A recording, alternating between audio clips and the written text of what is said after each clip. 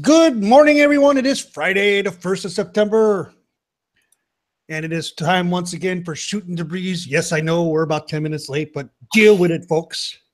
I'm joined by my normal co-host and only co-host, Mr. Dr. Senju from the land of the rising sun. Good evening to you, sir. How are you? Good evening. I'm good. I'm good. Simply put, I'm good this week. How about you, sir?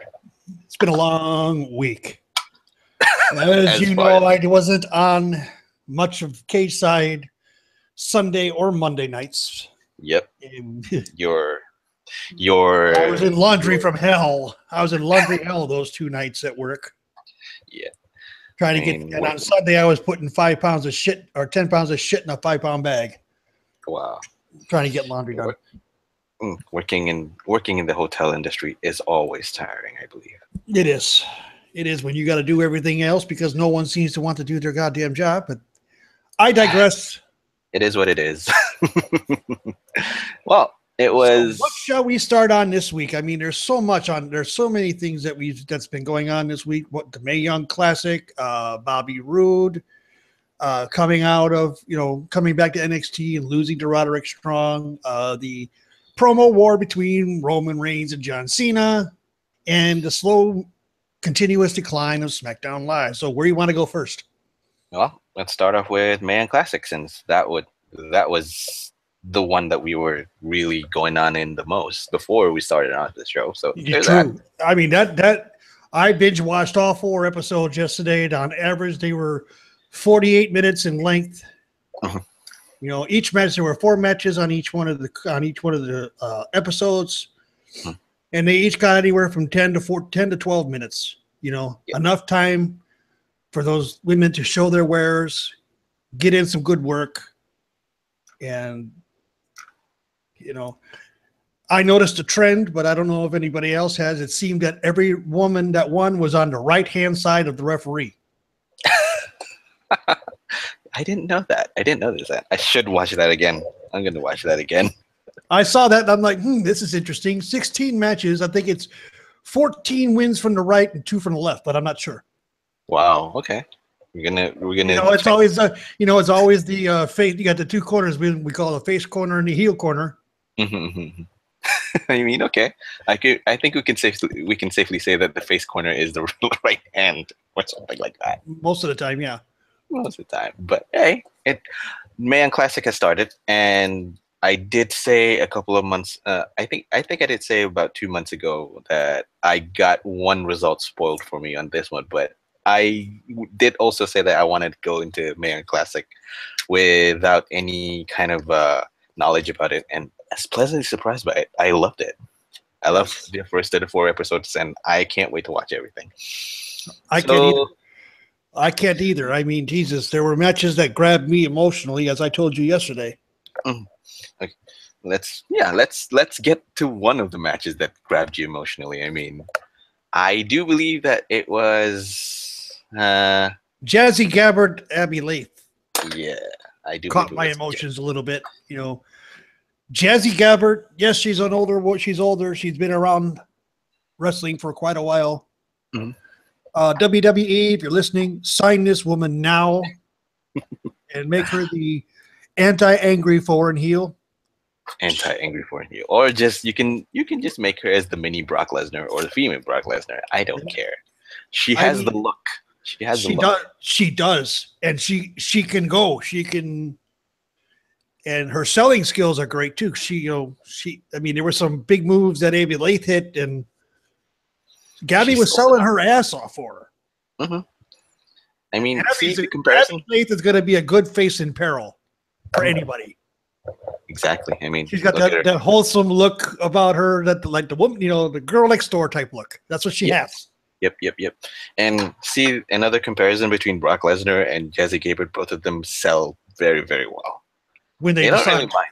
Well, when Brock decides to sell, he can sell good. Yeah. But that's a whole other topic.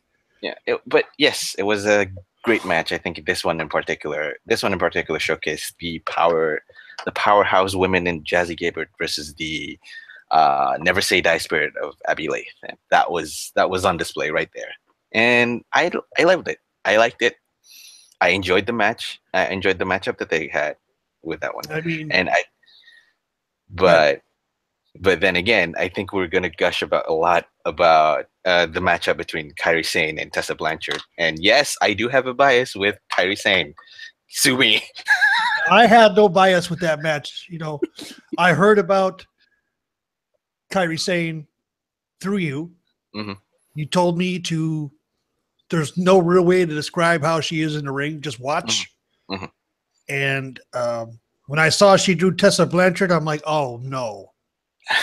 Tessa Blanchard has a bad rep of having a bad attitude because of her last name.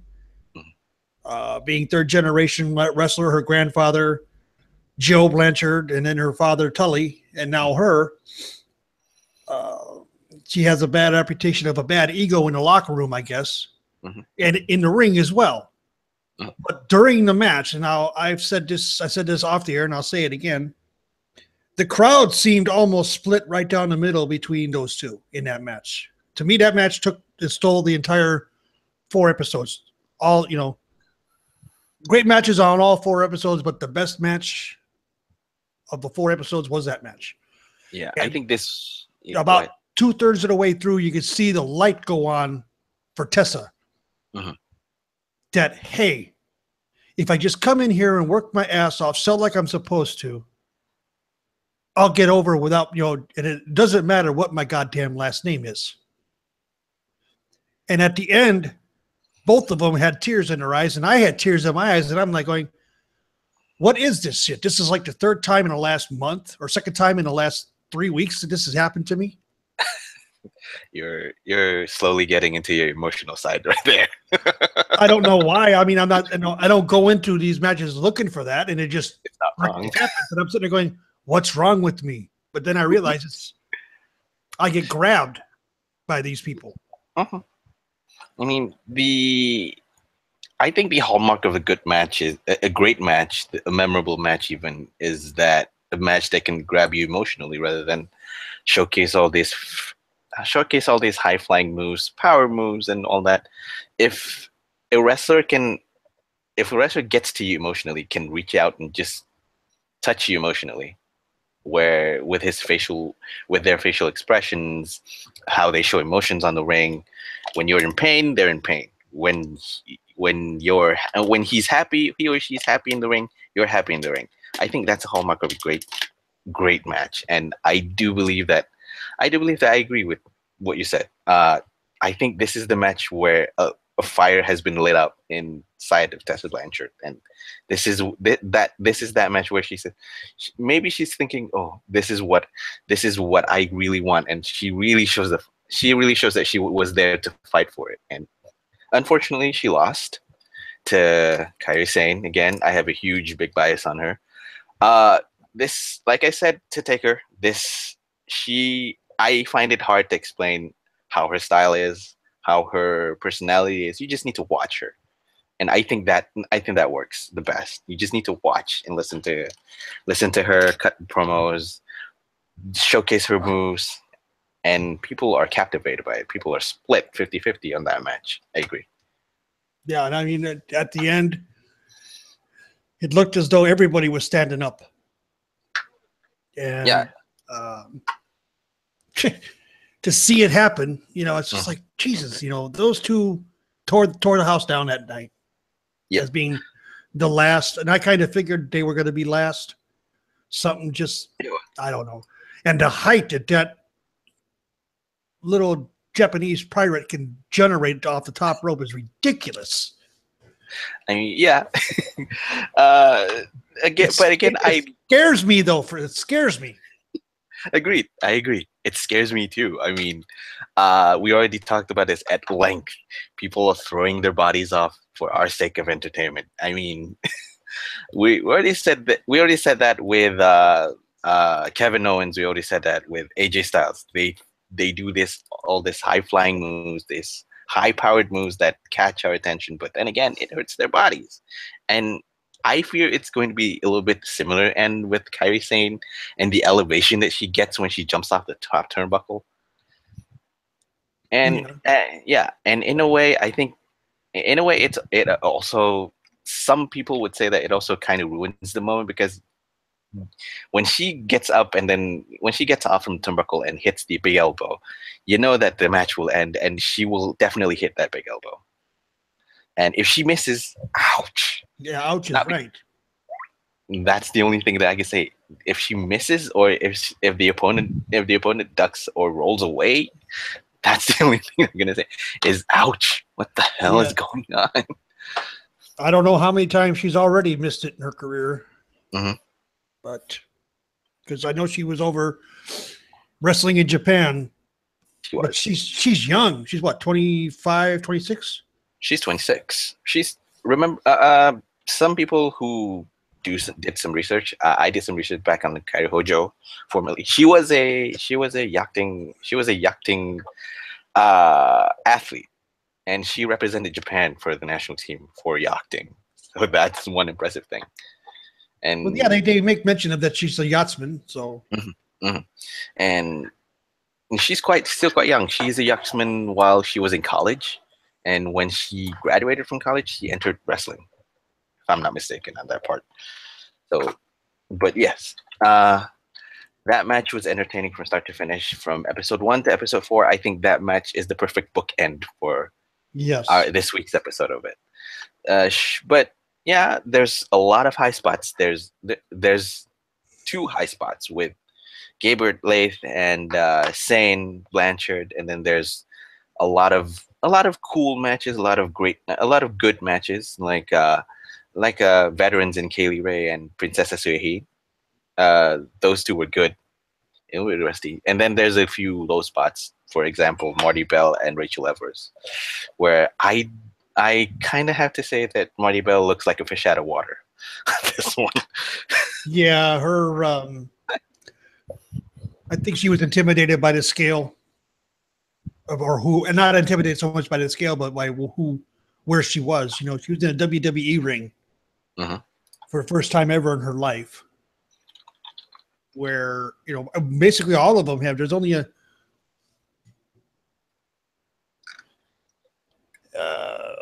where there's their first time in a WWE ring.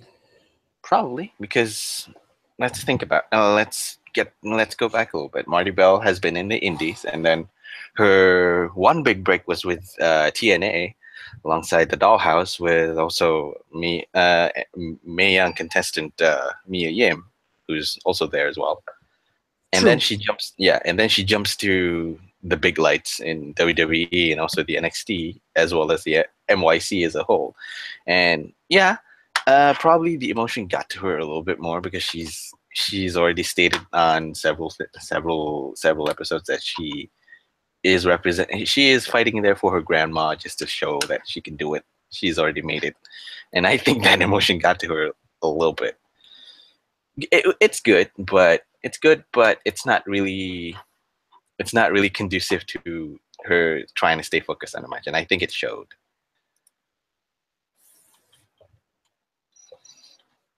So, in a sense, there's that. Yeah, I can see that. I can see that. You know, it's interesting. You know, I mean, Piper Niven looked gassed at the end of her match. Oh. You know, I felt, you know, I don't know. I mean, it is what it is. I mean, she's a good wrestler. And for what she does, I mean, her winning the match solidly. It was a solid match, but I mean, I think her size is going to hamper her against some of the faster, smaller ones. But who knows? Yeah. I mean, here's the thing. I'm not really gonna knock on people who's of a rotund frame, a large size or something.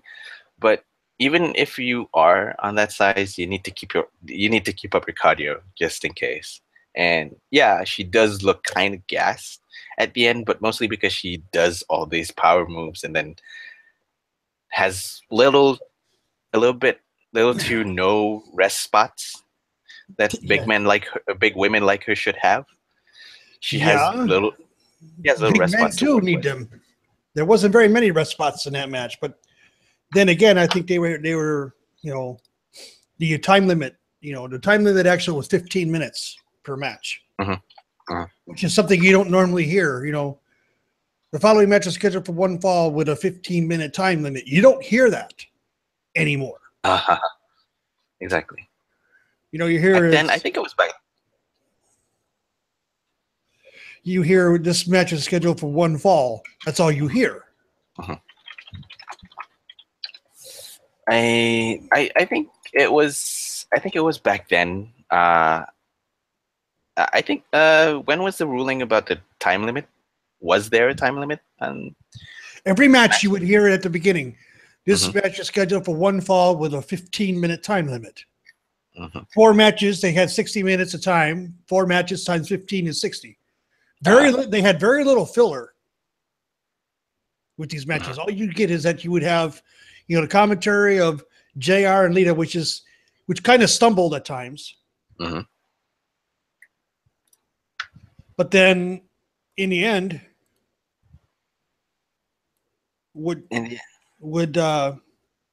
they seemed to stumble. They got through it, and all you would hear is let's hear something. Let's hear about these next two. Let's hear about these next two. You would see these short little promos about each side, and then they go into the match, and boom, the match would happen, and then they go through the whole thing again, to the next one. There was no someone coming in the ring for 10 minutes, cutting a frickin' promo, bashing their opponent or anything like that. None of that. It was. It was old days type wrestling. You had a 15-minute time limit. You got action, no filler. I can agree with that because number one, I think but I think the main reason because this is a contest. This is a tournament after all. So yeah, you do need time limits and all that. So there's that.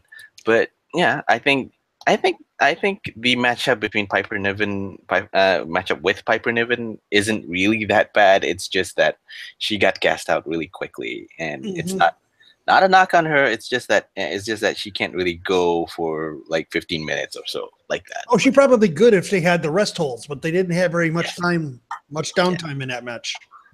As far as I can see, there's not much rest holds for her to take advantage of, to catch her breath and work the kinks out. So there's that.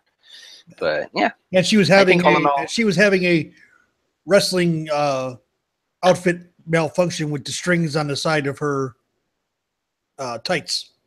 The sides, they were breaking off, coming out of the little loops. Really, I didn't notice. I saw that when she first walked out. One side was already hanging, so it's like, oh boy. It's bad. It's something that someone has to work out if that happens anyway. So there's that. I'm not really saying that there should be a code for how you dress up and all that, but it is what it is. You have to work it, and I think these women know how to kind of work with the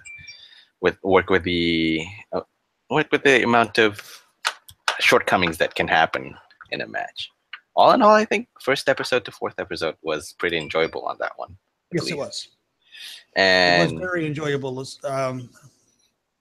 I'm looking forward to the next group to come down. That's next set of episodes to come next week. I mean, we already know. Just to those of you who haven't really watched Mae Young Classic yet, go watch it. It's a fun ride from start to finish. And again, like I said, Kairi Sane and Tessa Blanchard is the perfect bookend from episode 1 to episode 4. It's just a nice end. It's just a nice match to end your Mae Young Classic week. So yes. Yeah. All in all, those 4 episodes, A+, all the way across the board. All the way across the board, A+. Even I think even the low bar of Marybel and Rachel Evers don't really bring the grade down for us, I think. So it's a solid A. I think it's a solid A. I believe. I would agree with that. Solid A. Those women worked hard. All of them did. All 32 of those women.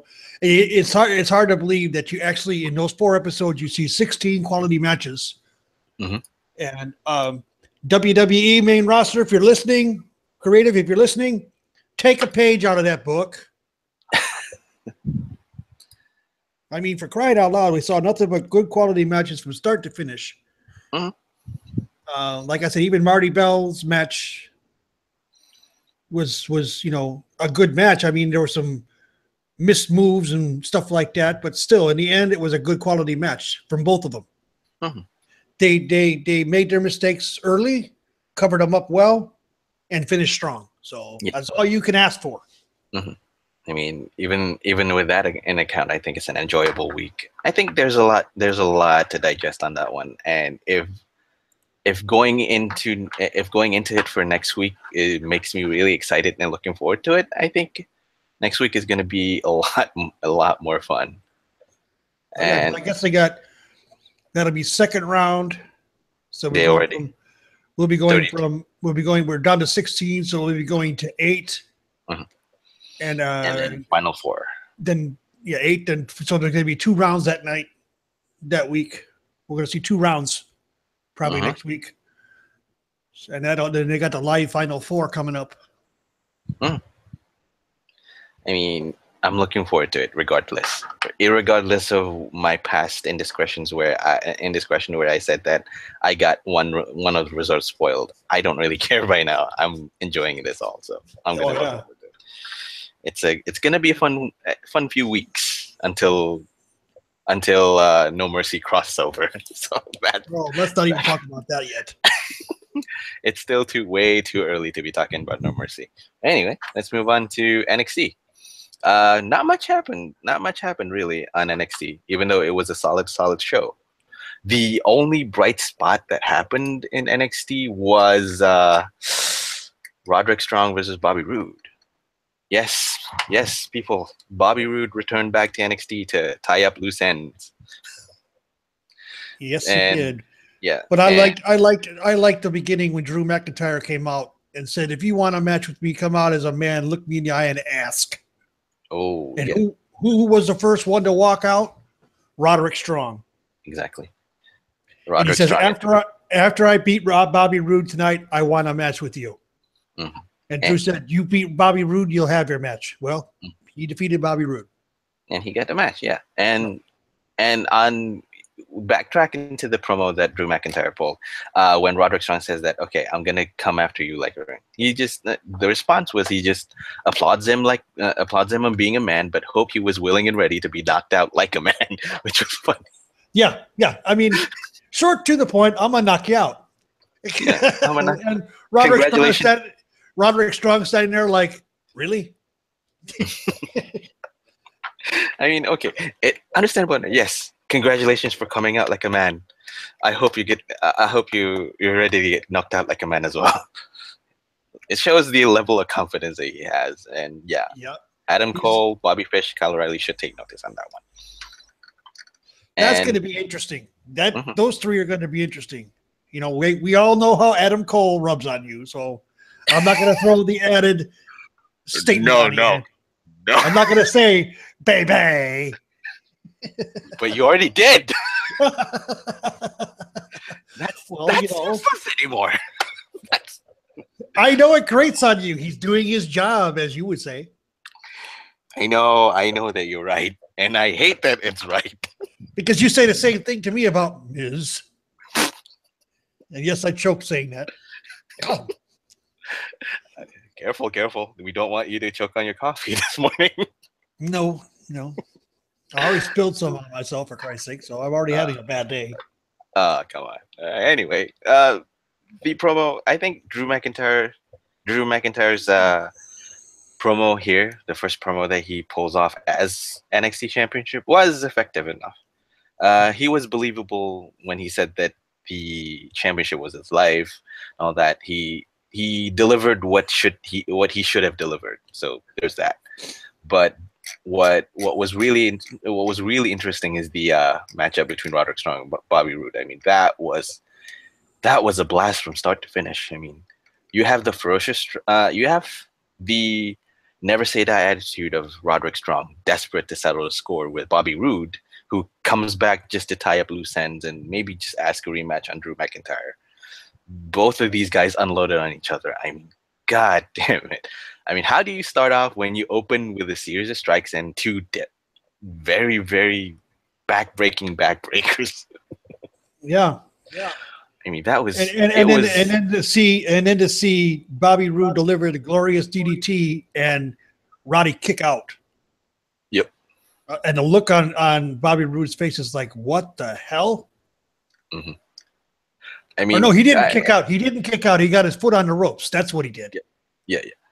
And yeah, I mean, the emotion that that was brought up from this match was palpable indeed. I mean, it radiates out. I mean, when Roode got a near fall on Strong, you can actually visibly see Roode getting frustrated. Mm-hmm. I mean, and he was verbally yelling. He was even verbally yelling, "You're an embarrassment to your family," to Strong. I mean, and the response to that was Strong unloading with knees on the face of Roode. I mean, ouch. Like I said, the story was solid from start to finish. You have one cause, and then you have this reaction, and then what happens after that, and what happens after that.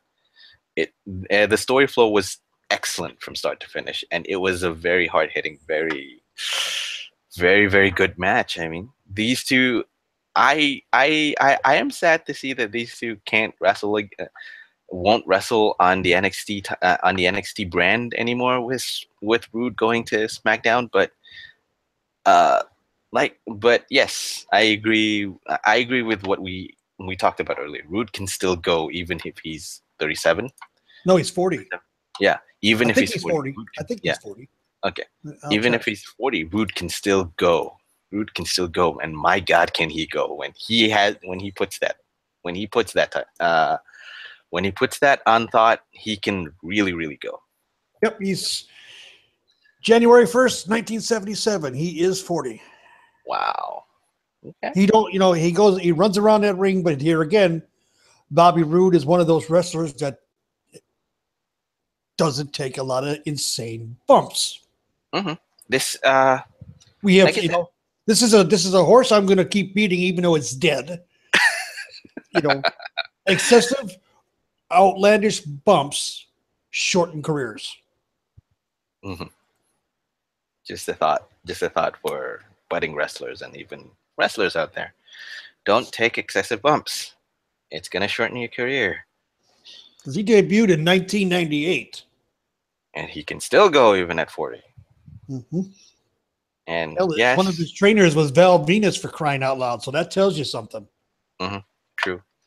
And probably this is going to be a little bit grating to some, but with Bobby Roode's gimmick as looking like Ric Flair light, Ric Flair still can go even if he's 60. Yeah, well, I think he's finally going to have to hang him up, mm-hmm. with having a pacemaker. I think mm-hmm. that's going to. I think that's for the best. But yeah. I do too. It's time, Rick. We love you. We're glad to see that you're doing well. Mm-hmm. It's time to stop and smell the roses. Yes, be involved with the wrestling, but be in management. Don't get involved in ring anymore. Mm-hmm. Too much. Take a few easy bumps, but don't take anything insane anymore. Yeah, we hate to see you go out on the stretcher on worst case scenarios, but hey, you had a long, wonderful, very, very entertaining career. Close to 40 years. Mm-hmm. What's wrong with hanging up your boots and calling it a day? It's not bad. Yeah. It's just that you're just settling down. We love you, Rick. That's the truth. We love you. Mm-hmm. But take it easy, man. Time to slow down a little bit. Yep. That's true. Anyway, NXT has been good. Back to NXT. NXT has been good. This match, Roderick Strong versus Bobby Roode. Again, I'll pull the leaf back out from the book that I just used. It's a perfect bookend to end NXT. To end NXT this week. To end NXT's episode this week, because this was a solid match, solid A, I think, in my opinion. The rest of the the rest of the show wasn't really memorable, especially the low grade given with, especially with my low opinion on the matchup between Heavy Machinery and a local talent, I believe. That was a little bit, jarring. Can you say squash match? Yeah, I can call squash match, but this is kind of like a squash match where you're pulled out from your suspension of disbelief because we thought that Heavy Machinery was supposed to be fun because they come out look like they enjoy themselves on the inside the ring, and this team is immensely charismatic and fun, especially Dozovic, I think. But this one feels like a step back because these guys have been pulling off solid, strong performances for the NXT Tag Team Championships a few months back. But then again, one step back. I think this is just one step back. So it's one step forward, 2 steps back. Mm-hmm. Although that finisher that they used, that finisher that they used against the local talent, my God. Looks ugly. I don't care. I mean, that was 800 pounds coming down on one dude. Or no, actually more than that. Mm-hmm. Almost 1,000 pounds coming down on that guy on the bottom. I felt bad for him. I hope to God that he did not get hurt at all. I mean, I don't see Sanity surviving something like that. Same. I don't see me surviving something like that. I mean, 800 pounds of pure beef landing on your body. Sometimes it takes you back when you go, how do these guys do it every single day? Really? Mm-hmm. How can their bodies put up with that? I mean, how? Again, we track back to taking huge bumps and taking all that. So yeah. I mean, again, the only scary thing that I could see that would make it even worse is if I don't know which one came off the ropes, but coming off the top, that would make it worse. Oh, that probably would literally kill somebody. Literally did. Yes. I mean, And then there's the women's match. Women's match was solid, I think. Peyton Royce versus Ruby Riott. Ruby Riott with the outside interference of Billie Kay. Metal Man, are you going to accept that victory? Because I sure the hell wouldn't. The only question I'll bring, the only point that I would bring out from this match is that I love Ruby Riott's hair now. It's longer. Yeah. It suits her. Hair. It does. Suits her now. I mean, but I digress. Back to the match was solid. I mean, I think. Okay, I hate to say this. I might stroke on Metal Matt's ego a little bit, and this might ache you a little bit too. This, I think, is arguably the best match of Royce's NXT career. I'll give her that. I'm not gonna. I mean, she was carrying herself well. Everything that she was doing, I mean, had a reason and a purpose behind it. She wasn't out there just going through the motion. She was actually working. She was. She was working. She was being a wrestler rather than being a prima donna diva. Yes, I'll charge myself $20 fine for that. Sure, hand it over. But yes, this is less of Peyton Royce's character that we all know as the iconic duo, and more Peyton Royce the wrestler. This is why Peyton Royce is in NXT, and yes, she is consistently. We need to see more of that. Yes, I mean, she has been consistently improving herself and even impressing herself last week against Sarah Logan, formerly known as Crazy Mary Dobson, and. You remember the time where Peyton Royce spent a year losing matches to women on NXT? When she got knocked out by Asuka? Sure, I remember. And then got beat up by every single women's wrestler. She even lost to Alexa Bliss. Exactly. Now I think Royce is definitely looking solid, definitely looking good, and probably I think she had to do that time as a Carpenter. Mm-hmm. And she did well. To learn how important it is to be able to put over talent that's actually might be a little bit less than you, make them look like $1 million, and in the end, you will get yours. I see a possible run with the NXT title or NXT Women's title for her. With a footnote.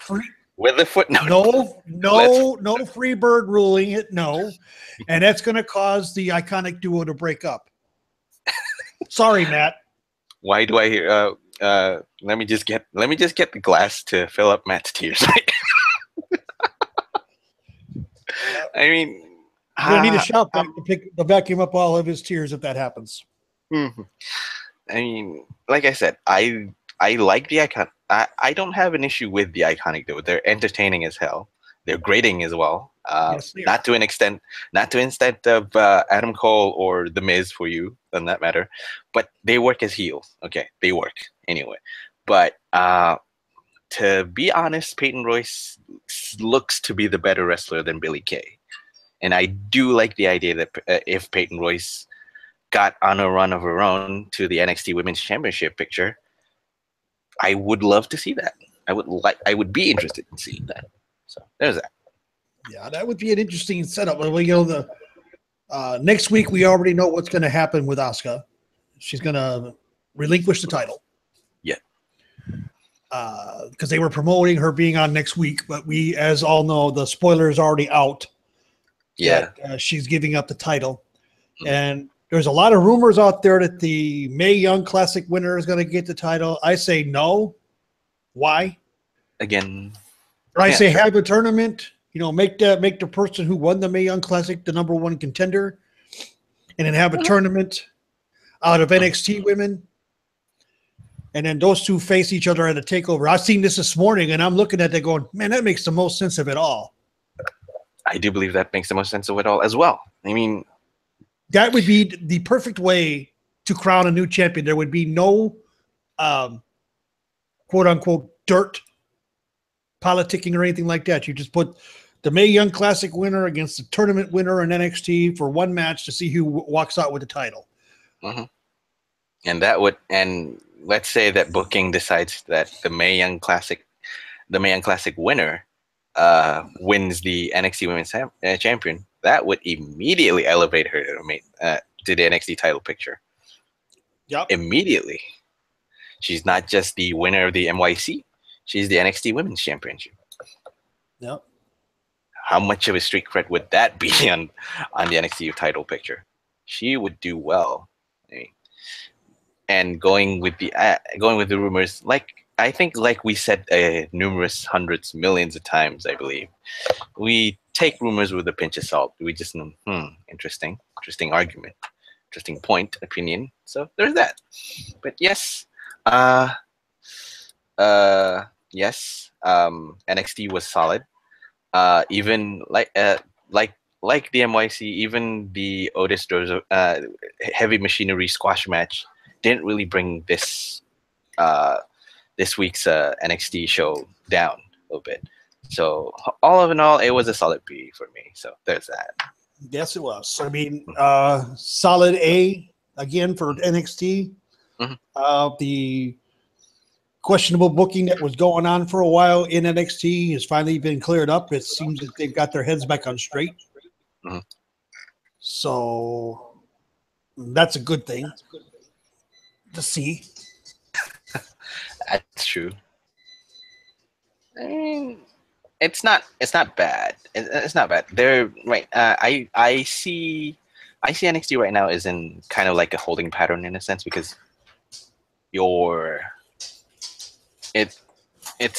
kind of like in a holding pattern because they're gonna prepare for next week where Asuka relinquishes the title and probably steps back a little bit, and then you have the NYC, the Mae Young Classic, where you're gonna see who's going to win the NYC, and then seeing a bevy of talents come into the NXT roster again. Who knows? The potential is endless on that one. Yeah, there's that. So there's that. So yeah, it's going to be NXT's got another solid week coming up. I don't know after that though. Mm-hmm. But that's why we watch it every week. I mean, I stopped watching it for a while, and then I started back up here recently, and it's like, what have I missed?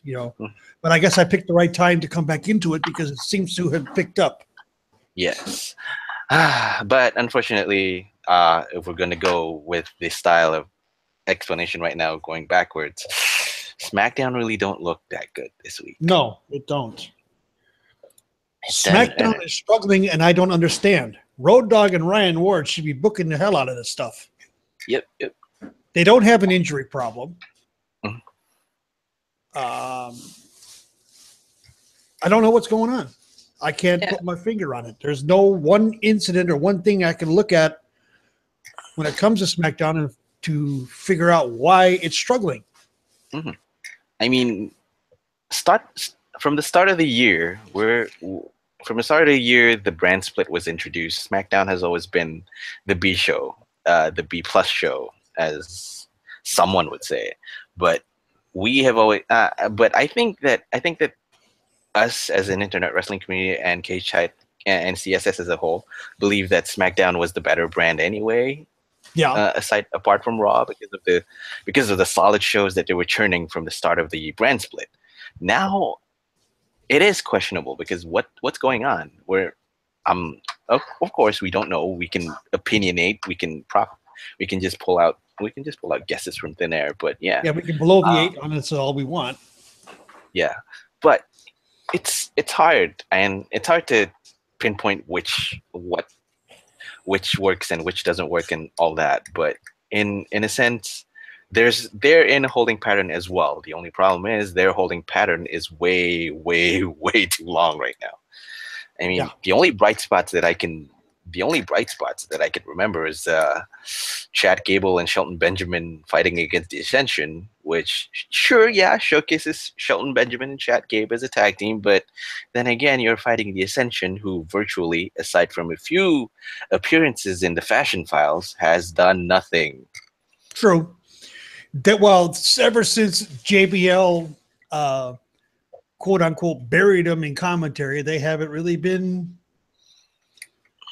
a part of anything, of any real feud or anything like that. And what feuds they are, I'm going to say this, and you're probably going to laugh when I say this. Sure. Right now, the Ascension is the Bray Wyatt of SmackDown. Wow. They're booked into these feuds, and they lose. The only problem is with the argument is that they don't really pull off elongated, long-winded long-winded promos about nothing. They don't, which in this case is even more sad. Yes, I haven't heard a promo from them in over a year now. I believe so. It has been a year, and it has been over a year, and the Ascension really don't do anything that attracted my eyes on them. And please remember, these guys used to be your NXT Tag Team Championship at one point. Yes. These guys used to be cool, solid on NXT, and look what happened when they crossed into the main roster. Oh, this is another case where you have to put the Ascension on the file, into the file where you put every single NXT talent that did not cross over well to the main roster. I mean, the dudes you talking about the Bailey file? Yeah. Oh, are we calling it the Bailey file now? That's what I'm calling it anyway. Okay, so this is where we're placing it in the Bailey files then. I mean, how far have they fallen from NXT Championship, potential big tag team, to just a guest starring on Fashion Files and also getting squished by Benjamin and Gable in this week? So how far have they fallen? That's about the only match I can remember from it. I mean, from SmackDown, that was the only one that had any action, really. Every other match seemed to just plod along. Oh, let's go to this spot. Let's go to that spot. A lot of matches just happened on that show. Mm-hmm. I mean, then you have the United States Championship Open Challenge, which is surprisingly a disappointment. It's not a disappointment. It just underwhelmed a little bit. It's not because of AJ Styles. It's not because of AJ Styles holding the U.S. Championship. Because let's face it, AJ Styles is kind of like not at fault for this one. It's mostly you place this one because you want to put Styles versus Corbin in a feud. But it is a massive disappointment otherwise on this one. Because entering the match, you hope that Dillinger looks strong. AJ Styles would put him over. I don't think coming out from it, Dillinger looked good. He looked bad coming out from it. Corbin looked bad coming out from it. Styles? Styles, I am afraid of saying it, but I'm going to say it. He looks awful for having beaten a guy who was hurt. Mm. And Corbin looks foolish for failing miserably at a sneak attack. This is again a case of him doing a Wile E. Coyote and cannot decide on what to do. I'm waiting for the anvil to hit him in the head. Courtesy of who? Acme or WWE? Vince McMahon. Smack, wham, bam, thank you, ma'am. Well, I'm just wondering what the hell did he do to warrant what's being done to him? Who? Corbin? Yeah. I don't know. Before this, we could previously say that he sounded bad pulling a promo, but this isn't a promo. Let's remember, this is a match where he's supposed to do something. He's supposed to do some damage, but he looked foolish when pulling off a sneak attack that kind of looks childish in a sense as well. So I don't know. We don't outside of the ring. I don't think Corbin has heat with anybody on the creative side or even on the business side. No, there's not anything. Well, nothing coming out, but too, a lot of the leaks have been sealed. Mm-hmm. True. On that end, but I don't think the creative in WWE is backing Corbin as much as they backed him before this, because I think they saw that he has a shortcoming where he cannot talk. But then again, putting him again doing a Wile E. Coyote where he can't decide on what to do and looking childish and cartoonish as he does anything isn't really a good way of putting back Corbin into any kind of picture anyway. Yeah. I mean, all this. I mean, the Open Championship. But hearing Shane come out with Kevin, he could do this. He's sick of hearing this whining. He needs to shut up. And then Kevin Owens sticking his nose into the match. Technically, he should have been suspended on the spot for basically touching the official referee in the match. Yep. Remember what happened to Corbin? Yeah, I did. He entered himself as a referee, but then again, got suspended just for touching a referee, I think. Mm-hmm. I do believe so, yeah. Corbin got suspended for touching a referee during Talking Smack. Ah, okay. There you go. Remember, he knocked that referee down. Mm-hmm. I mean, this is, I think, but you're doing a good segue on this. I think the segment between Kevin Owens and Shane McMahon was actually okay. It was good. It was serviceable. It wasn't bad. It wasn't terrible. It's just it did what it intended to do. Kevin Owens is slowly becoming unstable, more and more unstable. So I like that side of him, and I can't wait to see when he snaps. Whether we get a goofy side of him when he snaps, or where he gets a more serious, more vicious side of Kevin Owens when he snaps. Who knows? Probably something akin to Kevin Owens backstabbing Chris Jericho from Festival of Friendship. Who knows? We might see that times 5. Probably, because this is, I think what I'm seeing on this one is that they're slow burning this. They don't want to blow. I'm gonna go a little bit crude. They don't want to blow their wad too early on this one. No, that's not crude. That's being honest. And I see the same thing. Because think about it at first. Initially, we don't really want to see Shane McMahon fight against Kevin Owens because, well, the standard argument being that we're seeing a McMahon slot himself into a match with a wrestler with no point or particular rhyme or reason whatsoever. I think this is the particular rhyme and reason whatsoever. This is the story that we wanted. Kevin Owens feels that he's being unjustly treated by Shane. When he finally snaps and becomes a physical one, I think SmackDown could get the shot in the arm that they need with this feud. Because we're just waiting.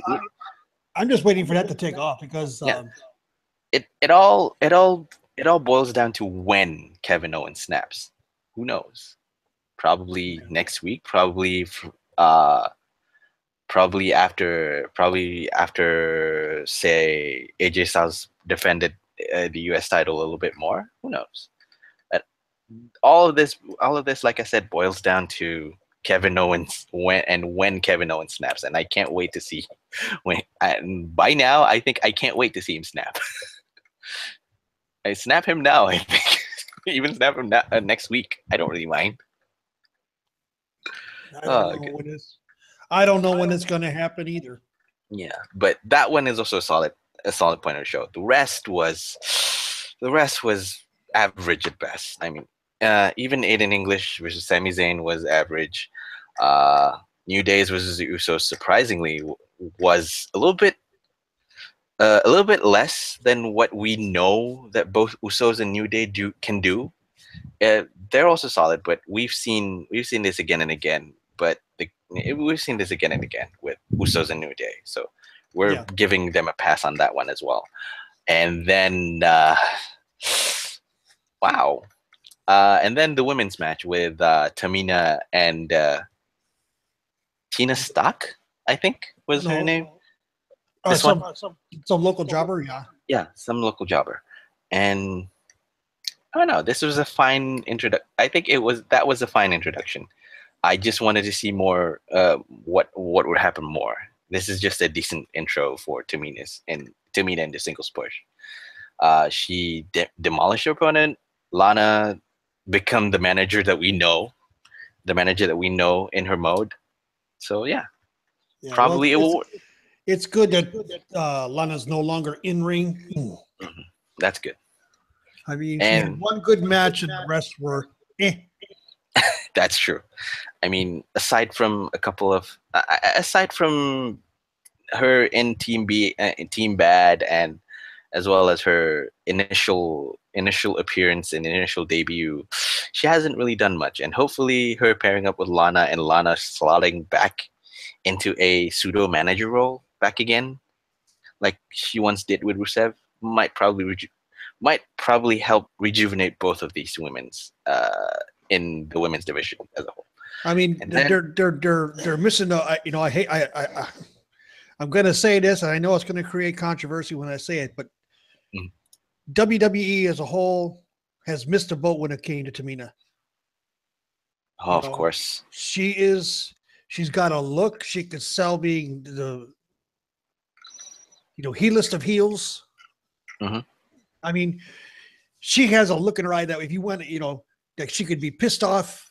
She could sell being pissed off all the time. True. Just like her dad could. Yeah. Jimmy was the same way. Because I think in a sense, I think Jimmy Snuka, he has this kind of like he's a refined person. You can't really, but you have the same feeling that he can actually snap. He can snap in a second when you give him the chance to snap. And I think that radiates the same with Tamina. It does. It's just that, like you said, it's a pity that WWE missed the boat on this one, on Tamina. because right now they're more focusing on much more, and I think they're not missing the beat with Nia Jax et al. And hopefully this could start to rejuvenate Tamina's career back again. Because if not, I don't know what to do. Because I don't know what WWE will have to do with Tamina on this end. So there's that. And then there's the closing. And then there's the closing point with Shinsuke Nakamura and Randy Orton versus Rusev and Jinder Mahal. I'm looking forward to next week's match. This was a match that just kind of happened. I mean, true. It was. You know, Kinshasa knee strike. I can already tell you, I'm pretty sure that Shinsuke is going to go over Randy. Randy's going to put Shinsuke over. Of course. And it's going to be Nakamura Mahal again. And I believe. And I hope. I'm not going to say I believe. I hope they do the right thing and put the title on Nakamura. I mean, I hope so too. We've been clamoring it for ever since after SummerSlam, or even before SummerSlam. I think it's Jinder's time is already kind of cutting it short. This is kind of like cutting it even close to the bone. So just put Nakamura with the title, and you can listen to the crowd pop every single time. I think. Yeah, it's gonna print money. But yeah, match itself was a match that happened. It was formulaic, satisfied the crowd anyways because it hit the typical big spots on the it hit the typical big spots when you throw 4 people as a tag team match. So there's that. The only purpose on that one is just letting Randy RKO Nakamura. So I mean, the look on Nakamura's face when it started, you know, when Randy grabbed him to do it, his mouth was open, his eyes were wide. He's like, "Oh shit!" Boom. You know. And he has said he's looking forward, you know, he was looking forward to doing that. Nakamura, when he wants to sell, can sell great. I mean, he sold that thing beautifully. He does. He sold the shock and everything that comes with it. I agree. I mean, again, I think we've gushed too much on. I think we've gushed a lot already on how Nakamura is one hell of a wrestler. Pedigree aside, background history aside, yes. And when Nakamura wants to sell off, he can sell off. That's how good he can be. But anyway, you if anybody knows that from seeing him over in Japan. He started, like I said, there's a lot of history, a lot of background in it. You can check it out. You can just Google search it. Like a certain person once said, I don't know who this guy is. Maybe we could just Google him. We can just search him on the internet. So, but anyway, Miss J, shout out to her. Love her to death. Love her to death. Please use Google more. Even please, never mind. Start using Bing or Yahoo anyway as well. Anyway, SmackDown. I don't know whether I would say this was a put up. This was a better show than last week. It certainly had that kind of feel, but I do think again, I hate to say it, but yeah, SmackDown is kind of like in a bit of a decline. And this week on Raw, it was surprisingly, it was a surprising show, for better or worse. I mean, there's a lot that happened on Raw. First of all, Alexa Bliss winning the title back again from Sasha Banks. Number one. And then, but we'll talk that one later because the highest point, I think, is that promo between John Cena and Roman Reigns. Yep. They verbally sliced each other open. Like I said before the show, it smells of it looks like a work, but smells like a shoot. I do agree. I mean, it's hard. I mean, it's hard to argue where the work starts or where the shoot begins, where the work ended and where the shoot begins. Yeah, you can't figure that out. I mean, you could see it looked like at one point Roman got lost in what was supposed to be said. And then again, maybe it was just planned that way. I don't know, but the way, the one line I felt that Roman delivered that was beautiful was, I don't want to be the next John Cena. I want to be the first Roman Reigns. Mm-hmm. And it's like, he was basically telling John, F-O, buddy. I'm me, you're you, and that's the way it's going to be. Yep. And John Cena, you always know his character. Definitely his character. And he knows his character as well, and that WWE is trying to exploit his character a bit, where you want to make a carbon copy of John Cena and then promote him back again as a younger John Cena.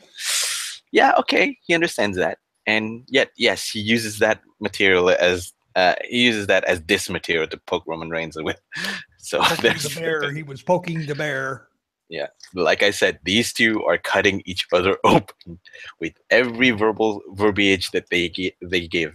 I love it. I mean, this is the moment in wrestling history where, even if you want to say that there's no set alignment between face and heels, kayfabe is dead or kayfabe is put aside and all that. This is one moment where it works, where you don't really know whether it's a work or a shoot. You kind of sort of trying to figure out whether they were just reading off script, or whether they're just really reading it off from each other, just slinging shit to each other's faces. So there's that.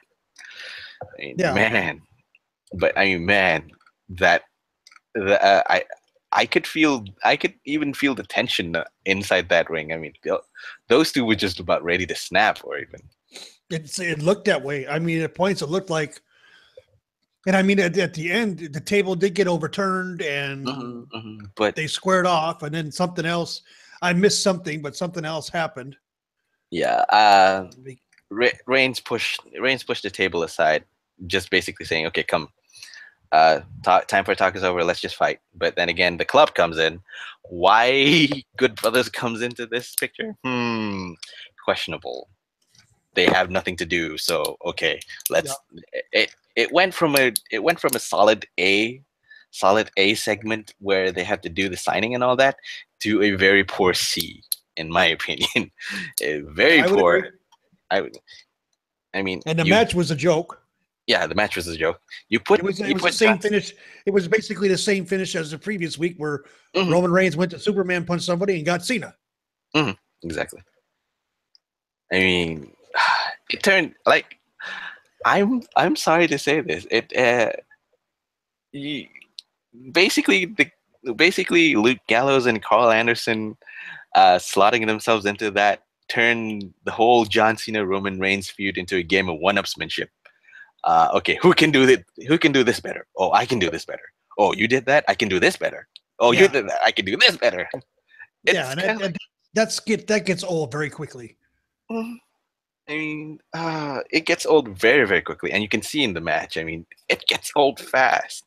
The only thing that was of note is when Reigns was waiting to get tagged in, he was being a little bit like a snob. He was being an ass with Cena and all that. Even kind of yelling. I think he even yelled. He looks strong, doesn't he? Kind of sarcastically yells about it.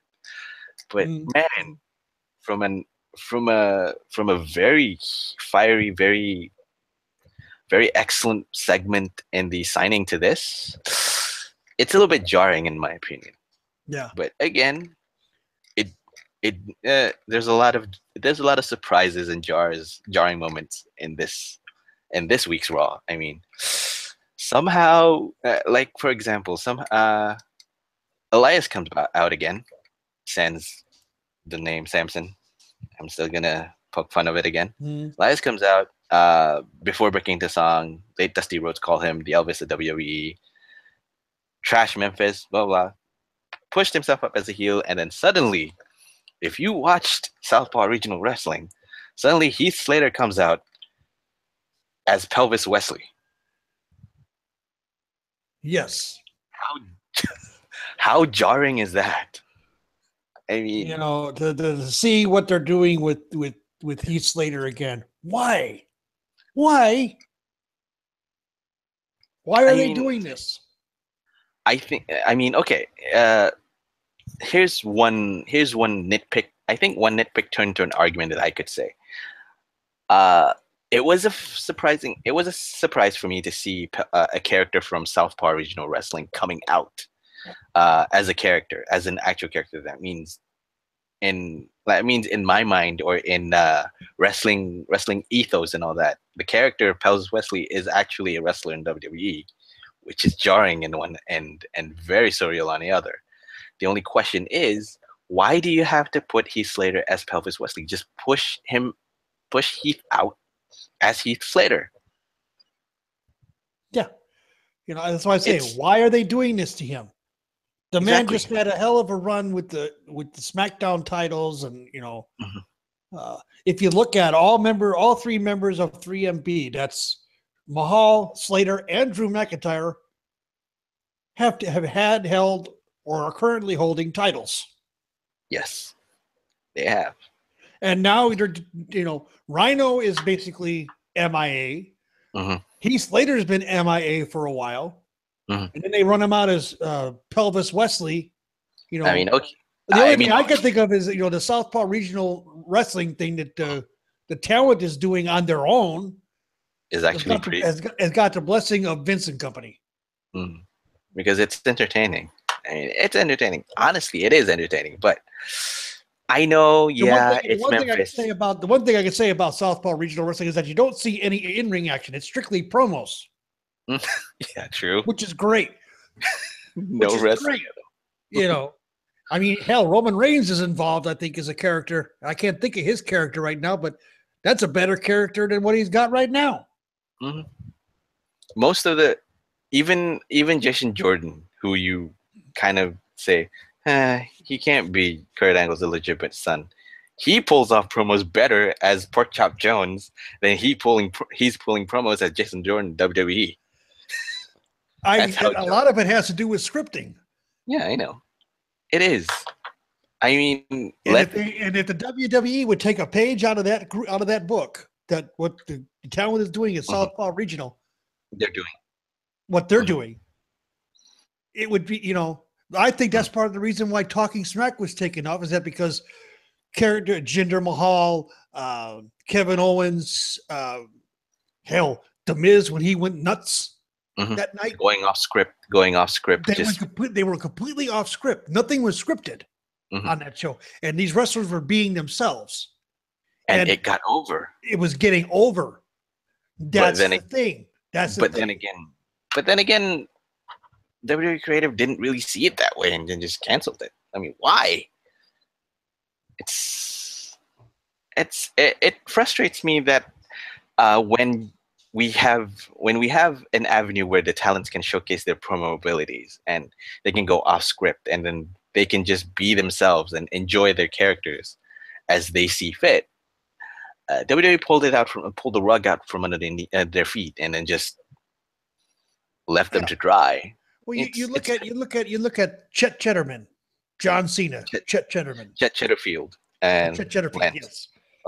Yes, that's Lance, whatever. What was his name? Okay, let's just say Lance and Chet for memory's sake.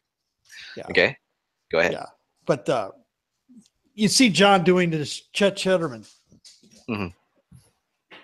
It is so different than John Cena. It was.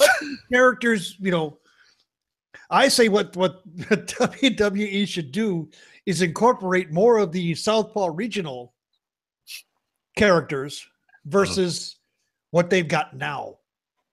Let Jason Jordan be Porkchop Jones. I bet that character would get over like crazy. Well, because most of the promos that they did on Southpaw Regional Wrestling on YouTube. That's how they got over. Where they could be more themselves. And that's been my biggest thing for years now. It's let the wrestlers be themselves to a point, for Christ's sake. Stop trying to feed them lines and put them in a freaking box.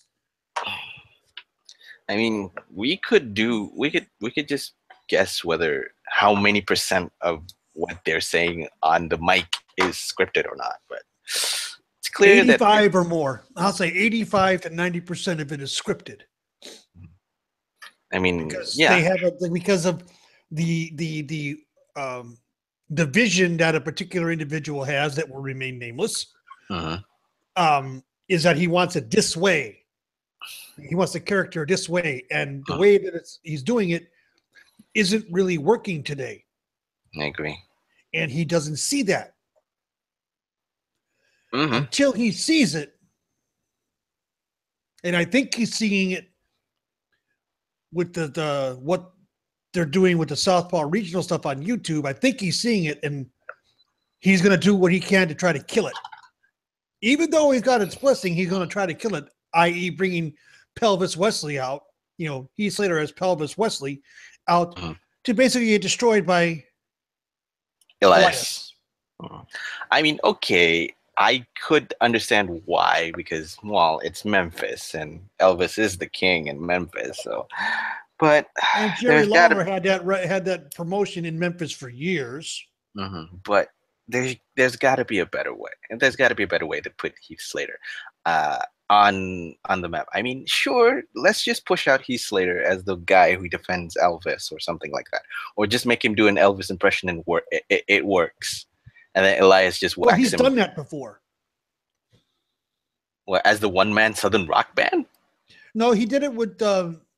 He did it. They were back in the 3MB days. I think they did it where they came out as they were in Memphis and they came out as big things that were from Memphis to music. Back a few years back. I don't remember. I have to look it up. Okay, but yeah, it should have. On one end, I enjoyed it because, well, infusing a character from fictional items like Southpaw was enjoyable. On the other side of the coin, there's got to be a better way of putting Heath Slater up.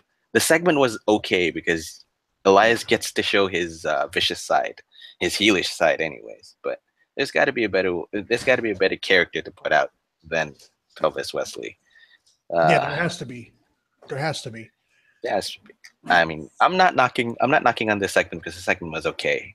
It was fine for what it is. It was funny. I mean, I had a good laugh, but that's about all I had. Yeah. When I saw that, I'm like, I knew right away who it was. Everyone knew. I looked at it like, they're screwing Heath Slater again. They're murdering him. Why? What did he do now? I have no idea. He has kids to feed. God damn it! Yeah, but who did he piss off in creative to do this? To have them do this to him? I have no idea, man. It's questionable at best, but hey, if Elias got over as a heel on that one, then kudos to Heath for actually doing the job. So there's that. Yeah. But let's not get hung up on that one, and let's just talk about the other surprising highlight of Raw, where Sasha Banks faced Alexa Bliss for the Raw Women's Championship, where Sasha Banks lost. Yeah. Yay. Again. And yes, technically speaking, Alexa did call it, but this actually completes the hoodoo where Sasha Banks cannot retain a title. I mean, man, can she win a match? Man, can she win a title? But she has poor record at holding or retaining a title. Yeah, that makes Alexa Bliss now what, a four-time champ? 4 times. Three times. No, she won the SmackDown title twice. And she's won the Raw Women's title twice. Oh, okay. So that means 4 she's times. a 4-time, 2 on each side. Oh, yeah, okay. Correct. Yeah. She ties with Sasha Banks now. Yep. For 4 times. Yep. And Alexa Bliss has a better record at retaining it than Sasha Banks. Yeah. Not to knock on Sasha Banks as always, but Sasha Banks, what do you do? Really, what can you do? Sasha Banks seems to, the way her character is being portrayed is she is someone who seems to bust her ass to get to the title, but once she gets it, she loses interest. Yeah. I mean, again, like I'm Why saying in didn't this. Sasha just pull a screw this noise? I'm gonna take a count out and walk away, like she's done Probably. before. Yep. Not a welcome She get a note. loss, but she keep the title. Yep, true. I mean, here's the thing, though. Here's an interesting point to note.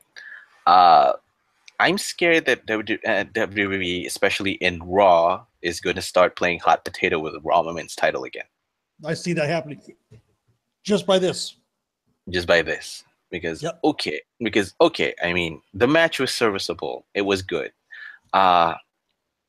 Bliss put her best match. I believe this is her best match. This is one, if not one of her best match. I think this is her best match on I say Raw. it's her second best match. I say it's her second best match in her career. Her previous one was the SummerSlam loss to Sasha. Okay, fair enough. I agree. I'll agree with that one. Yeah, I mean, but I'm scared that they're gonna start playing hot potato with this again, even with the insertion of Nia Jax on this one. I mean, yeah, I just don't see Alexa beating Nia.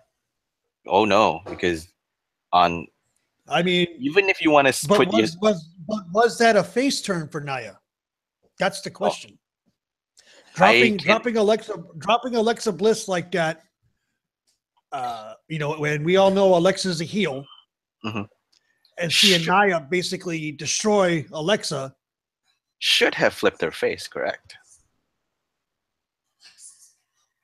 Should have flipped. Yeah. On that note, yeah. I mean, with Nia Jax dropping Alexa Bliss like a hot potato, like a hot sack of shit, could have switched her face. But the pop was amazing. Yep, the pop was amazing. I mean, but like I said on previous times where we don't really know where they're going ahead with this, we're just gonna have to see on next week where the alignments for both Nia Jax and Alexa Bliss comes off with, because either the cheers were for Nia Jax finally flipping and taking her rightful spot to face Alexa Bliss, or it's merely just a cheer for a heel who got squished. So there's that. But yeah, who knows what they're thinking? I mean, because the turn of Nia Jax was good. I just wished it was better when the alliance between Nia Jax and Alexa Bliss is explored more, because from the past several weeks we haven't really seen any kind of story between Bliss and Jax. These two had little story to begin with. Why are they working together? What's their motivation of working together? There's little to none to work with. So again, when the turn happened and when Nia Jax attacked her, it was good, but I wished it was better. Well, I mean, there were small little vignettes in the back where Alexa was, saying a lot of negative things towards Nia, even though she was saying, well, that's what, everybody others are saying. I'm not saying that. She kept, and you could see it was grating on Nia's emotions at times. True. She came out selling that she was so happy for it and everything, and sitting there all smiles, and then all of a sudden you see the face change, and I mean, from happy to F you, I'm going to squash you right here, right now. Boom. And she lowered the boom on her. Yep. She dropped the boom very hard. And I don't know, because for me, one side of me has been clamoring for Bliss to change face or just deviate from her 100% heel to kind of like a anti-hero or something like that. Sure, she can still hate the crowd, but she can still let people cheer her. But if they want to put Nia Jax as a face, then it's fine with me as well. Because on a welcome side note, this is a pairing that we haven't really seen interact. We haven't really seen Nia Jax go on the ring on a more consistent basis yet. This is an opportunity for her to cement herself out there. So that's the part where I'm looking forward for. Yeah, well, she's not being she's been booked as this monster. Mhm. You know, And thus she should be booked as one, like said monster Brock Lesnar. And Braun Strowman. Ooh, yeah, that's going to be. I hope they reinforce that ring for that one. I mean, okay. Again, the biggest question: would you see Brock Lesnar lose the title to Strowman? Do I This is see? the Do I see that happening? Mhm. Mm, or are you phrasing the question more along the line? Do I see it happening, or should it happen? On both, I think. Do you see it happening, and should it happen? Yes, on both. Wow. We need to get that title back out in the public more. Mhm. That title has become secondary to a Mhm. lot of stuff because of being on someone who's never there. And in order for them to get him there, they got to pay him extra money. And like a certain someone says, they have missed the boat when they parked the what 300, 100, 100,000, millions and millions of dollars in the truck somewhere else post SummerSlam or pre SummerSlam. You know, yeah, I kind of agree because I want to see the WWE Universal title on a consistent basis back again on Raw. Because we've been missing the title for a long time now. Well, since Even WrestleMania. since WrestleMania. And even with Lesnar going Suplex City, bitch, well, with him adding 2 cents, really doesn't change this. It really don't change this fact at all. We have to see a title change. The only question is, would Brock do a switch? Would Brock be willing to do a switch? That's the big issue right now. Mm-hmm. I think that was the plan initially, was to take it off of him, and he fought. True. I mean, it's gonna be hard to see, just to see Because anyone. we know, or we've heard, I should say, that Brock has a tendency to be a bit of a prima donna. Agree. You know, we've all heard this before. This is not something that isn't out there. It is. Rumors or not rumors, it's got to stem out from somewhere. And yes, we have seen that a lot. So, You know, it's a shame that it's gotten to this point. it's kind of like where, remember at one point where from his I think from his first appearance with when John Laurinaitis signed him up, he says that he has the ability to put WWE under hostage. I think this is what he's subtly doing with the WWE Universal title. I think so too. He's putting it around him, and he's not going to give it away until he finds someone credible enough to defeat him. And I am thankful that Braun Strowman seems to be the closest competitor that can go toe to toe with Brock Lesnar. Yeah. I mean, But the big question is this: is Brock going to be willing to work from underneath, like Roman was? You see, that's the key. You know, you can't have. We could have a title change, but we can't have Brock working from the top in the title change. That's true. You know, look at how he did when he won the WWE World Championship off of John Cena before. You know, 16 or 17 German suplexes. He basically squashed John Cena. Yep. Now we can't see. I can't see Braun Strowman taking the title off of Brock if he's having to work from underneath. Not the way Braun's been booked. He's been booked as I think immovable force. Yep, as the immovable force, correct. But I think I could see a potential in Brock Lesnar kind of working from under, because remember he did actually let Strowman manhandle him in SummerSlam. Yeah, put him through two tables. Just to take him out just for a little bit. Yeah, my wife still swears up and down that was a shoot. Wow. Yeah, Braun was sent out there to do one thing and one thing only. That was physically injure Brock Lesnar. Mm, We'll never know the truth behind that. that's true. If that was actual truth or not. Yeah.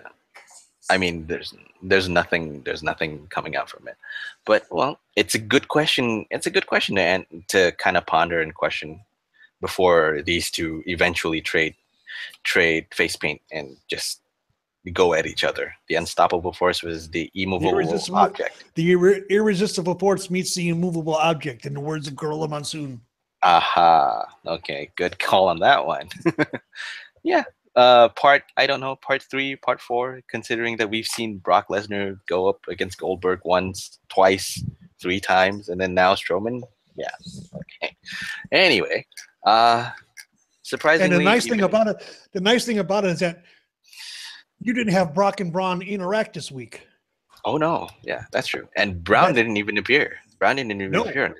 Not even in the back. They didn't show him in the back at a monitor or nothing. It's like he wasn't. He was there, I'm sure, but he wasn't there. Mm-hmm. You know, and that's a good way to build this feud up too. Yep. Let your opponent not be there. Right. Like, I ain't got time for this shit. You know, I ain't got time for this crap. I'll do my shit talking. I do my shit talking in the ring. Mm-hmm. Which is good because that's how WWE has been putting Braun Strowman's character off like that, and it is an excellent move. I mean, yeah, you know, that's the only good thing about it. Now, if we see Braun next week and no Brock, that would be interesting as well. Yes, you know, or in the next couple of weeks, if we see Braun and no Brock, you know, True. to keep the interest in that match going. It's going to be good. I agree. Totally agree on that one. Well, on a closing note, I mean, I hate to say this again.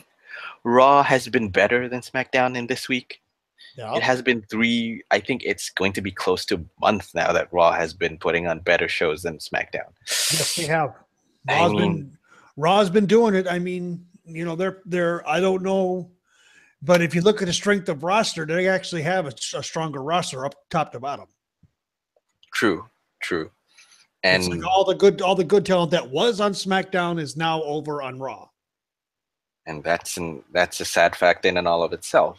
Yep. Considering even rumors about Asuka coming to Raw, which I hope won't happen, because adding to the fact that you have top to bottom, you have better talent top to bottom in Raw, shouldn't you slot it back to SmackDown? It's just a question on my end. I mean, but whatever women's division she goes into, period, she's going to raise. That's true. You know, hands down, she'll do it. Yeah, hands down, she's going to make that division that much stronger. It doesn't matter. She could go to SmackDown. I mean, and there's so many feuds waiting. Mm-hmm. You know, so many. I mean, seeing her against Natalya or seeing her against Charlotte or against Becky. Mm-hmm. You know, there's 3 strong feuds. True. It can be created. Oh yeah. I mean, sure, yeah. I mean, if Asuka gets to Raw main roster and goes into the Raw Women's division, we can actually just solace on the positive note that she has faced almost all of the women there. So you know what. There's only one that I know of, and that's Sasha Banks. Yeah. I mean, that's not a knock on it as anyways, but we only can take the positive solace that Asuka has faced those women, and therefore we can expect what can happen on that one. So there's that. Yeah. So, but yeah, I do agree that moving her to Raw would be a slight mistake on their end. But hey, it's still a rumor until it's proven to be true. But now that we've got the Mae Young Classic going on, we got, you know, plenty of heir apparents that are going to be coming out of that tournament. Oh, plenty. You know, if they sign, let's say 8 to 10 of those women. Oh man, how deep is that roster down in NXT going to be? So deep. I mean, it's going to be packed. You could basically pick the take your Billie Kay and Peyton Royce and Asuka and Nikki Crosses and Ruby Riott. Take them up to the main roster. Let them wrestle on the main roster. The roster in NXT is still solid. I agree. With those women they bring in from the Mae Young Classic is solid. Mm-hmm. Mm-hmm. And potentially anyone who gets signed or doesn't get signed. I mean, the variety is already there. I mean, I think you can mix and match anyone from the Mae Young Classics just to put on the NXT, but just to potentially fantasy book on the NXT women roster. You can just mix and match, and you could still say, "Oh, this is going to go wonderful. This is going to be a great match." Yeah, like seeing Shayna Baszler. Oh, hard hitter, submission based. Could you MMA background? See her wrestling against Asuka. Oh, I can see that actually. Ooh. I mean, remember this before Shayna Baszler entered NYC, she was a wrestler, and she was teamed up with Mercedes Martinez and Nicole Savoy. Yeah. And those three can carry a load. Yeah, those three can carry a load because, I mean, man, in the Indies they were pretty cool on that one. Well, Jazzy Gabbard can carry a load too. She's the powerhouse of the one. She's the powerhouse of the NYC. Seeing those, I'd love to see Shayna Baszler and Jazzy Gabbard go at it. That would be. That would be. That match might surpass Nikki Cross Asuka last woman standing match. And that could potentially. You know how high on my list that is. Oh, your match of the year, I believe. Yes. One of your match of the year. Yes. To me, it could possibly be the female equivalent of Oni Lorcan versus Danny Burch. Oh. Now you've got me salivating. I mean, take one woman in Shayna Baszler who can play a punch and who can actually hit against someone who can dish it back out and looks the part in Jessie Gabbard. I mean, man, that is solid all in all. I mean, you already have Asuka and Nikki Cross who kind of throw in a hardcore last woman standing match. This is putting Shayna and Jazzy in there is kind of, to me, it looks like Danny Burch versus Oni Lorcan again. Yeah. And those two killed each other. Viciously killing each other. Yes. I am waiting for when Nikki Cross comes up to the main roster so we can have the Asuka Nikki Cross last woman standing on the main roster just to showcase what would happen if we put it on a pay-per-view, on a solid pay-per-view, Big Four. Could you imagine those two in a Hell in a Cell match? Oh my God. Oh, that is so, oh God. Okay. Oh, okay. You're salivating now. I have no words for that. I mean, I would literally shut up and take my money. I'm gonna go there now. Get your bucket, man. Just get your bucket and hold it under your mouth. Oh God, okay. That really does leave a good taste in my mouth. So, but yeah, but I agree. Like you said, even if you take out the main women on the NXT roster currently right now, even Ruby Riott on that sense. It's even Ruby Riott and Aaliyah for that sense. You'd still have a solid base to go back to on the NYC contenders. So there's that. And again, like I said, you can mix and match, and you could still say, "Oh, this is going to be a good match. This is going to be a solid match." You can create stories on that one. And then you got Kavita Devi. Oh, one underappreciated talent. She's big, she's large, she's strong, and she's fast. Yep, she's got a great career ahead of her. She's hella fast for a woman her size. Yes. I mean, I thought that she would be a I thought she was going to win her match. Oh, but she didn't. Yeah, true. Because of course, well, that Chinese woman that they've got too that signed with NXT. My God, that Which was one? Zia Lee or whatever. Okay, correct. Zia Lee. That was her first match ever. Yeah, true. And she, you know what? Hey, sign her up. She looks like she can go. She looked like she's been in the ring for a good 5 years already, and that's her first match. Wow, that's true. I mean, That was Who her was first she match facing? ever, and she She was worked from facing underneath. and Savoy, She, right? She faced I think it Savoy. was Nicole, yeah, Hmm. and she worked from the underside and did well. True.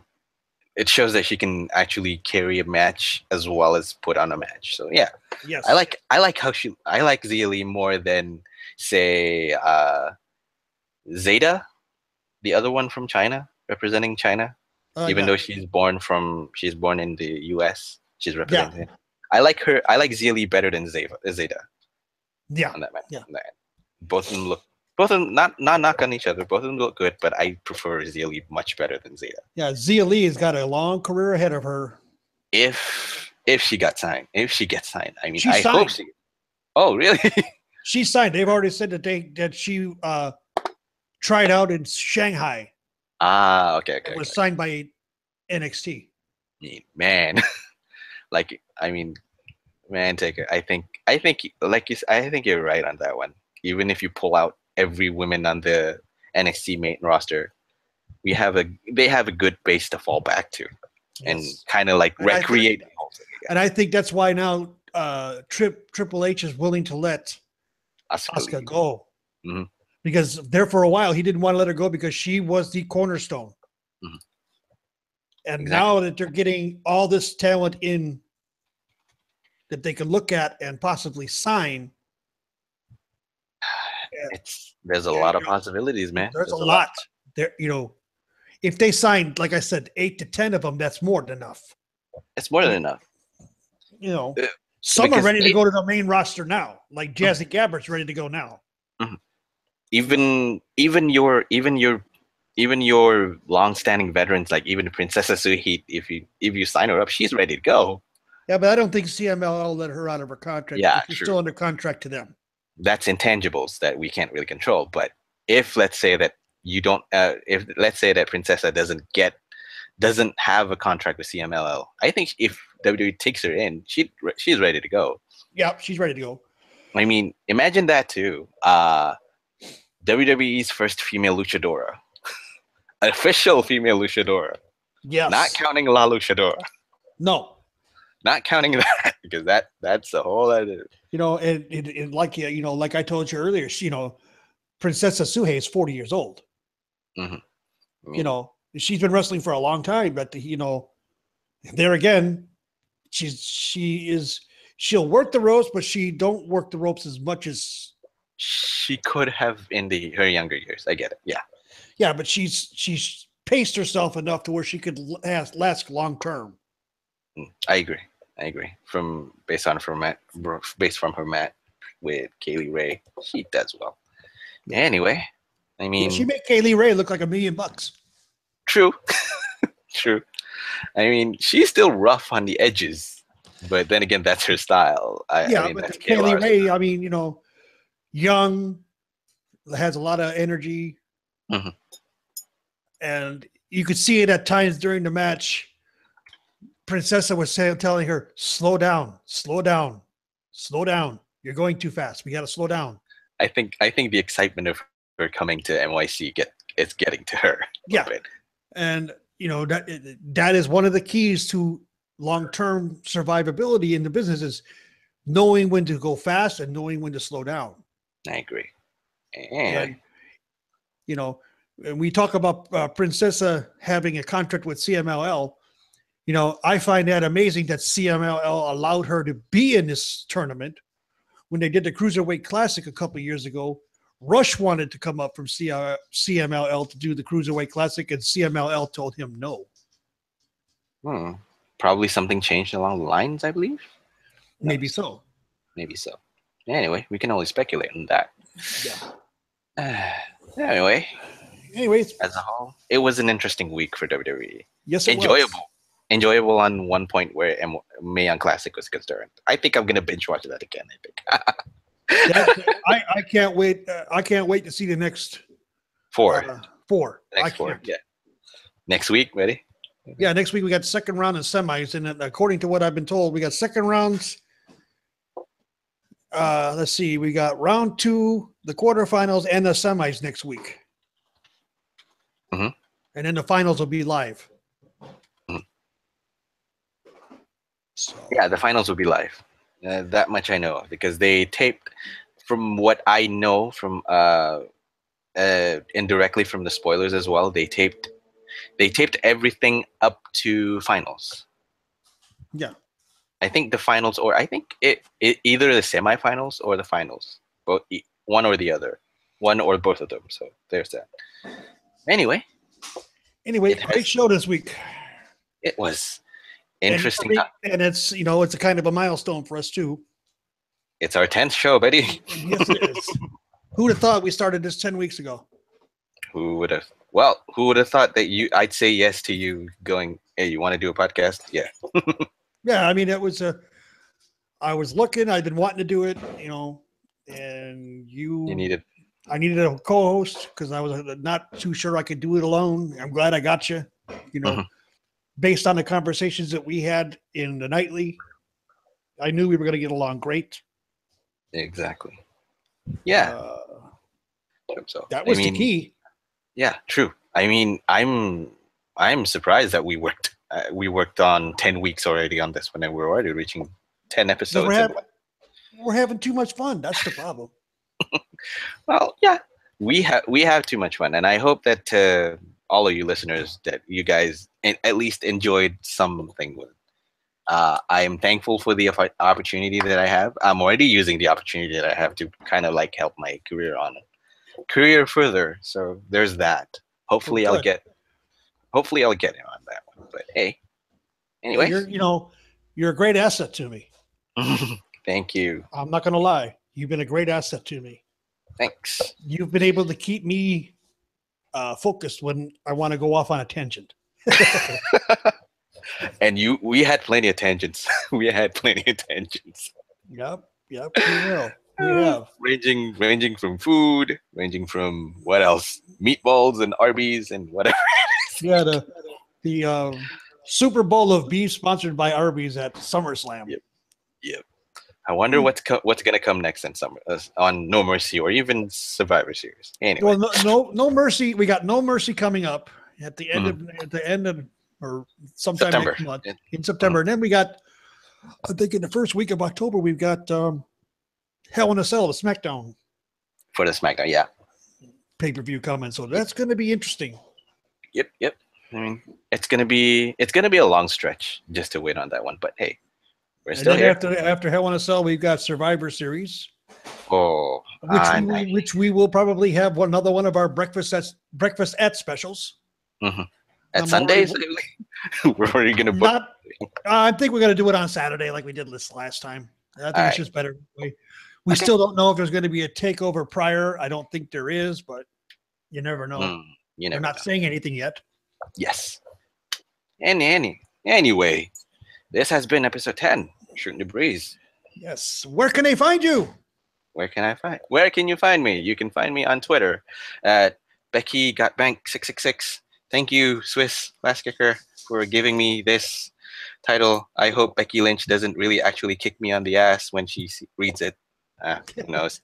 You're also following her, are you not? Yes, I am. So I'm sure she has seen tweets from you already. Yes, I do hope so. From the millions of other tweets that people tweet at her.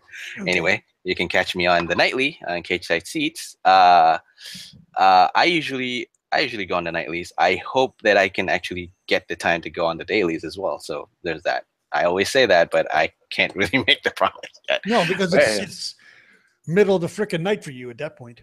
Mm-hmm.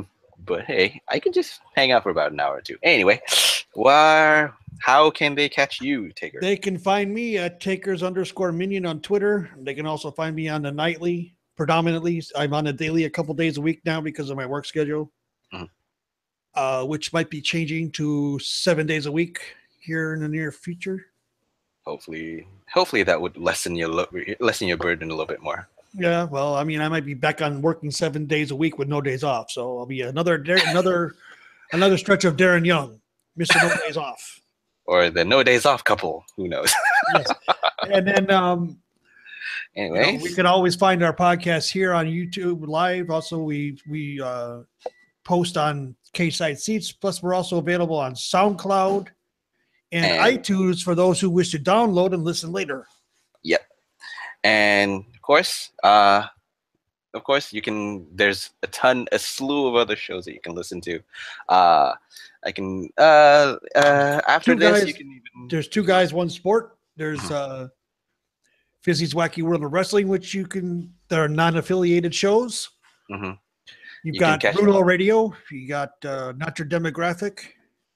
And you got Keeping Up with the Kayfabe. Oh, yeah, that's a lot of podcasts out here about the lovely business lovely sport we call wrestling. Mm-hmm. I call it wrestling. I call it sports. To hell with the sports entertainment crap. Yep. You call it professional wrestling, my friend. Mm-hmm. Yep. Now, anyway, I'm old. I'm not going to change. Of course. You can't really change when you're 52. 53. 53. Sir. Get it right. I'll try to. I'm getting old. You're still a baby. You're what, 30 years younger than me? 20 years younger than you, I think. You're not 33, are you? No, I'm 29. Close to about 30. Okay, so you're 23 years younger than me, 24. 20 plus years. So there's that. Anyway. I'm old enough to be your dad. That's a troubling and actually enlightening thought all in and all of itself. Let's just not go over there. I had to throw that dig at you. This means that I'm the son, you're the. This is a father and son podcast, technically speaking. Age-wise, yes. Anyway, you know a lot more about stuff going on in the business than I do. So more than I can get my head into. So there's that. If I'm diligent enough to research it, then there's that. Anyway, this is a go home, folks. This is episode 10 coming to a close. I hope you all have enjoyed it because as much as we have, and we hope and we plan to continue on to episode 20 and beyond. Mm-hmm. For myself and for MDS, we want to thank you for listening and hope to see you all again next week. Yep. Bye. Bye-bye.